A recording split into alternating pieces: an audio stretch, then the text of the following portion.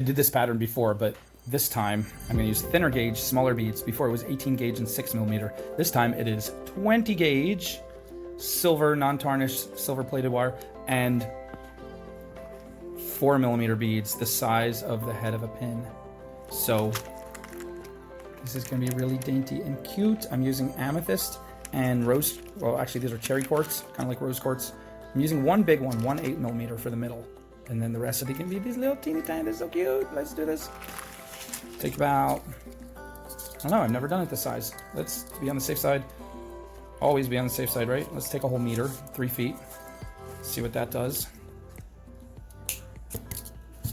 And I don't remember how I did this. I think I took the big bead, put it in the very middle of the wire, and make a bend and a bend. That's not good. Let's make them tighter. Make two tight bends. There we go. Get that real tight in there. All right, now roll them backwards from the way you just bent them, like this, to make a loop. And we're going to use our round nose pliers and roll this loop in pretty tight. I'm going to make it about as big as the fatter part of the pliers. And I'll do that on the other side too.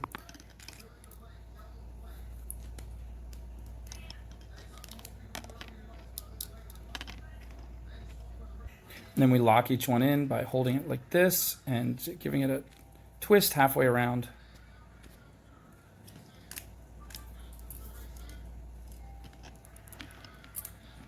You can also do the same thing by holding the wire in place like that and wrapping the wire around it that way. Does the same thing, locks it in. Okay, now we got our 2 loops and they're both locked in. We're going to bring one of the wires to meet the other wire and they're going to become friends. And we're going to pinch it like so. And now we're just going to start making loops.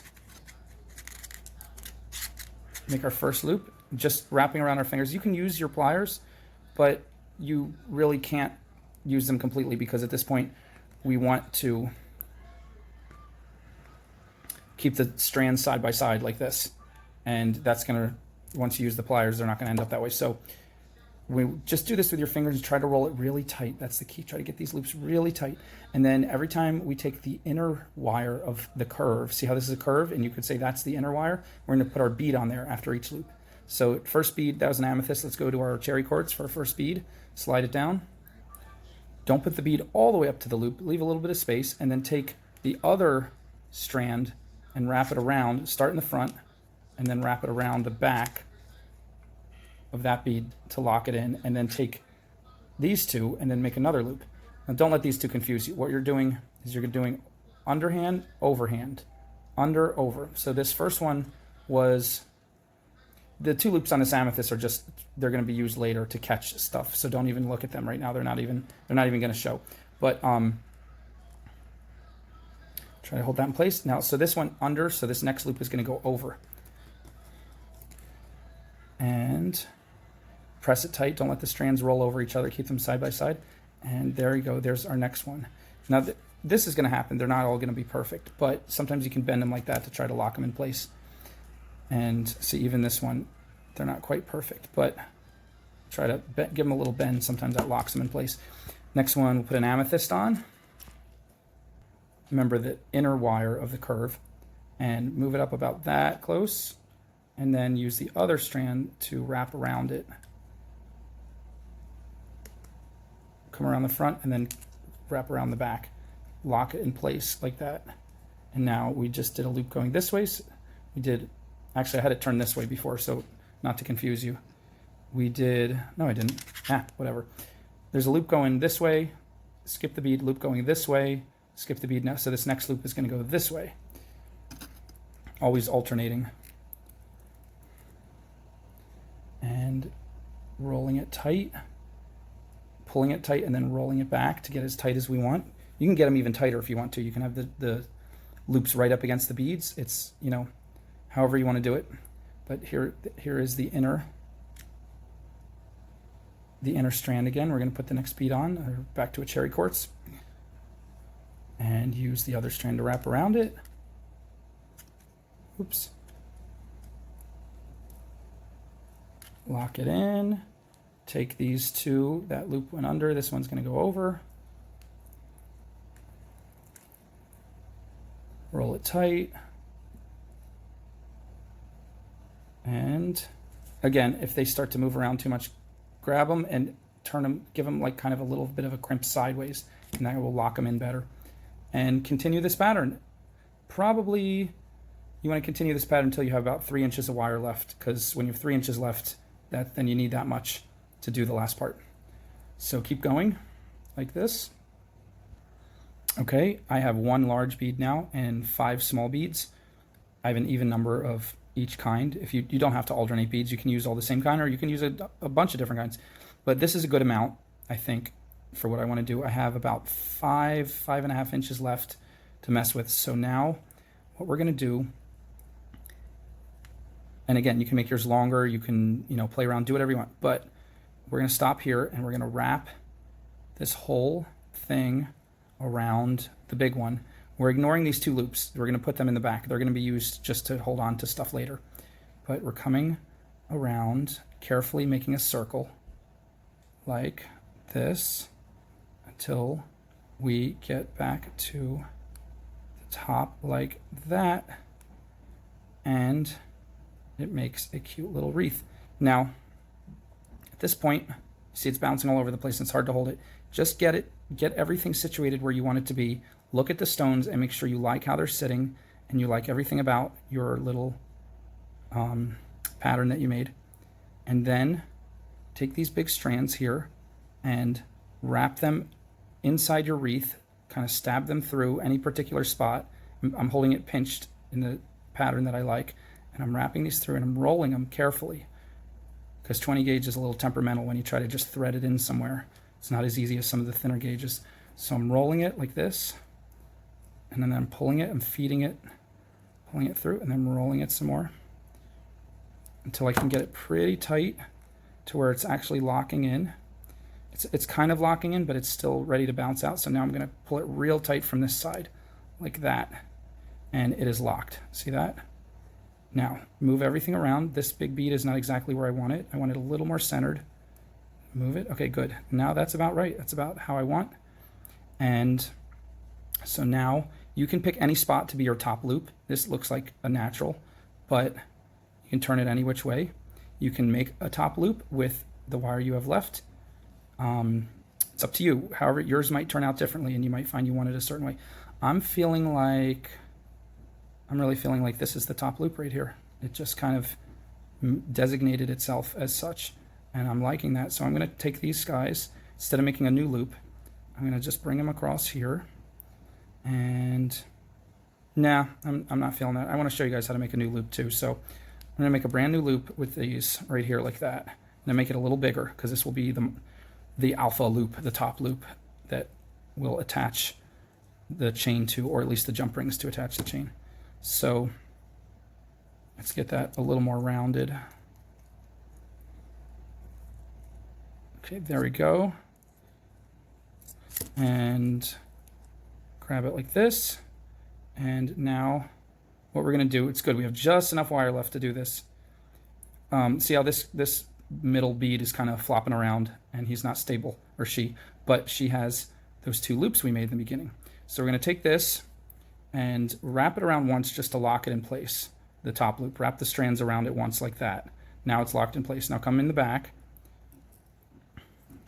and take one of these and secure however you need to, whatever's bouncing around and bothering you. In this case, I'm going to come through here. I'm going to connect these 2 loops here so that won't move as much. So this is where you kind of make your own engineering plans. So don't look to me. I believe in you. I believe you can do this, because yours will turn out maybe a little different. You might have different loops that come out in different places, and you might need to secure them differently. But everything by this point is pretty tight and pretty secure. We're just cleaning up the final edges. So I'm threading this through here. And again, 20 gauge is not easy to thread, so we want to roll it and then pull it, feed it, and then pull it.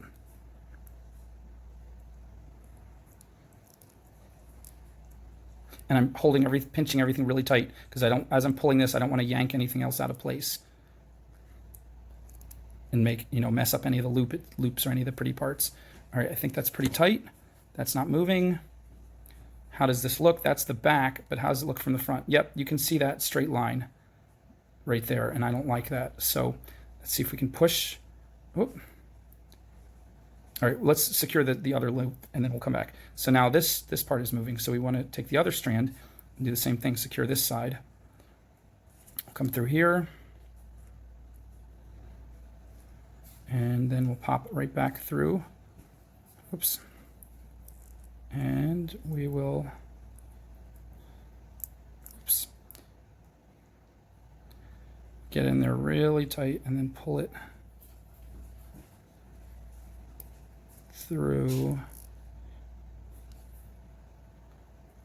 There we go. And it's good because you get to know the wire this way. So if you're having a little trouble struggling, just tell yourself you're learning a lot about the wire. 20 gauge is an interesting gauge because it's thin enough to do really pretty designs and threading, but it's also heavy enough that it can hold some weight and some structure. So it's kind of an in-between. It's kind of like the go-to. 20 gauge is the most versatile, I would say, of all the gauges for wire wrapping. All right, so I have a little bit left here. I'm going to take this and pull it back up to the front and wrap the top loop a little bit more into kind of like a scarf. And then I have a little strand right there. So I'm going to cut that so I have just enough of a tab to tuck it in. Carefully don't cut the wrong part. And then pinch it right into the little scarf I made and pinch it down in. And that's tucked nice and neat. Now, this strand, can this strand reach up to the top? Yes, it can. If it couldn't, I would turn it into a curlicue.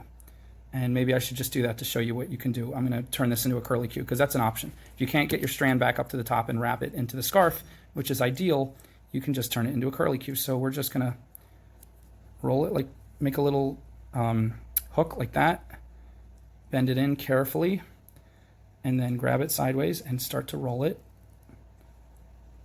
gently, but we're holding really tight because if you don't hold tight, you'll slip and scratch it. And we're rolling it into a curlicue, and then you can place the curlicue anywhere you want, in the back if you want to hide it, or in the front if you think it'll be cute. I'm putting it right there. And now we just check. I don't like this straight line in the back here. Everything is swirly except that straight line. It sticks out, so I'm going to make the line curve. I'm going to give it a little bit of a crimp to make it have a curve. Let's look at it from the front now. And there, now that I like that better. That looks better. See it? It's right there. And my top loop's leaning a little to the side. I want it a little more like that. We want them together. Make sure that part got tucked, that sharp end got tucked in good. All right, now we're just doing a little bit, we're molding a little bit. This loop is sticking out more than I like. I'm gonna roll it a little bit towards the rest of it. There we go. Just roll it in. And then pull it flat again. There we go. This loop, I feel like this is a little too far away from this. I'm gonna pull that a little tighter. Just roll that like that. And move the amethyst a little more center and everything. That's pretty good. Pretty happy with this. It's a cute little wreath. And we'll put little jump rings at the top and it'll make a really cute pendant. I don't have the jump rings or the chain. I would put it on with me here. That is back at the office, but I will do that tomorrow and I'll put this on the Etsy page if anybody'd like it. Have a wonderful night, guys, or day, depending on where you are. And again, you saw how this was just kind of like molding and shaping and making your way, but it started out with just simple loops and simple beads. And this is the third one I've done now. Each one comes out different. Each one is fun. Each one comes out really pretty, no matter how it ends up. So go have fun with this, guys, and don't overjudge your work. Just make it and then show somebody who is not a wire worker, somebody who just sees it for what it is. Say, what do you think? And they will love it. And you will know that you did good. And then just keep playing with it. Keep trying new patterns. Maybe make 10 of them. 5 of them will come out outstanding and the other 5 will come out okay. See you later.